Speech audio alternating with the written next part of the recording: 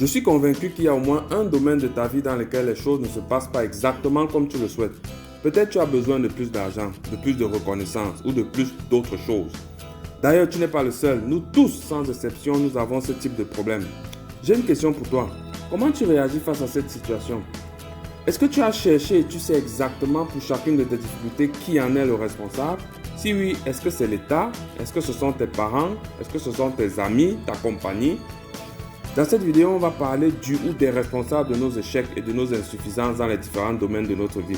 À la fin de la vidéo, je vais te donner un conseil qui va certainement tout changer dans ta façon de percevoir tes problèmes et les réalités auxquelles tu fais face. A tout de suite. Nos attitudes et décisions affectent incontestablement notre devenir. Dans cette chaîne, nous partageons à travers des exemples certaines leçons visant à améliorer notre compréhension de nous-mêmes et de la société. Le but est que chacun acquiert des connaissances lui permettant de prendre les bonnes décisions pour atteindre ses objectifs. N'hésite pas à laisser un commentaire à la fin de cette vidéo pour donner ton avis, car personne seul n'a le mot d'emploi de la vie. Je t'invite à cliquer sur j'aime, à t'abonner à la chaîne et à activer la petite cloche afin de recevoir une notification chaque fois qu'une nouvelle vidéo sera publiée. Je vais te raconter une petite histoire. Je connais une jeune fille qui était en classe de première scientifique dans un lycée. Elle avait un professeur de mathématiques que tous les élèves critiquaient. Apparemment, il ne savait pas enseigner. Il faisait beaucoup d'erreurs et de fautes pendant le cours. Conséquence, le niveau de la classe en mathématiques était très faible à la fin du premier trimestre, comparé aux classes voisines. Évidemment, tout le monde s'accordait à dire que l'enseignant était un mauvais enseignant. Tous les élèves et les parents ont signé une pétition pour demander au directeur de l'école de remplacer cet enseignant médiocre. Mais le directeur de l'école a toujours refusé de changer cet enseignant. Tous les jours, les élèves discutaient entre eux de la médiocrité de leur enseignant et demandaient son remplacement, puisque leurs notes continuaient d'être de plus en plus mauvaises. Au début du deuxième trimestre, Unela, qui est l'élève en question, c'est une jeune élève de cette classe. Elle a commencé à avoir marre de cette situation. Elle a décidé de ne plus participer aux discussions avec ses camarades de classe pendant lesquelles ils insultaient le professeur. Elle s'est demandé comment est-ce qu'elle pouvait faire pour comprendre le cours par elle-même. Elle a essayé de lire ses cours par elle-même et de les comprendre. Elle n'attendait plus les explications du prof parce qu'elle savait que ça ne servait à rien de compter sur lui, vu que c'est un mauvais prof. Malgré ses efforts, elle ne parvenait pas à comprendre ses leçons par elle-même.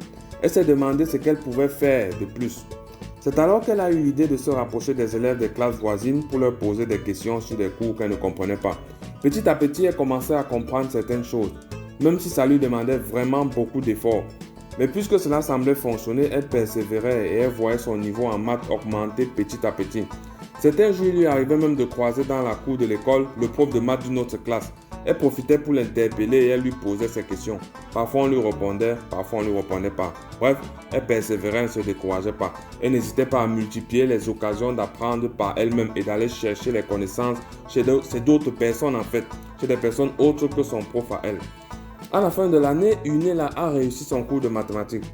Elle était non seulement la meilleure de sa classe, mais sa moyenne en maths était plus élevée que la plus forte moyenne de tous les élèves des classes voisines. En clair, elle était la meilleure élève de toutes les premières scientifiques de son école. J'étais le premier impressionné par cette performance exceptionnelle dont Unela a fait preuve.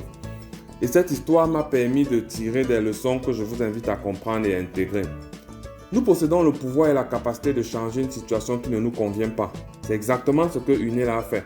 Plutôt que de passer le reste de l'année scolaire à bavarder et jacasser sur combien son prof est un mauvais prof, elle a décidé de se prendre en main par elle-même. Et même si cela n'a pas été facile, elle a pu transcender sa situation. Vous devez savoir que perdre son temps à parler de vos problèmes est non seulement inutile, mais au contraire, ça contribue à renforcer et accentuer ce problème. Puis à vous rendre en fait victime encore plus de ce problème. Plutôt que de faire ça, demandez-vous ce que vous pouvez faire. Juste le fait de se poser cette question constitue déjà le premier pas vers la découverte de la solution. Mais si vous passez le temps à accuser les autres, à ramener le tort sur les autres, alors vous êtes en train en quelque sorte de transférer le pouvoir de changer votre situation sur quelqu'un d'autre ou alors sur les autres. Autrement dit, vous vous condamnez à toujours demeurer dans la situation dans laquelle vous êtes actuellement tant que l'autre ne changera pas. C'est ce qui se passe également dans certains pays où les gens pensent que s'ils ont une vie médiocre, c'est à cause de leur gouvernement. Il faut bien que je fasse une précision importante. Je ne suis pas en train de dire que l'autre n'est pas responsable de votre situation.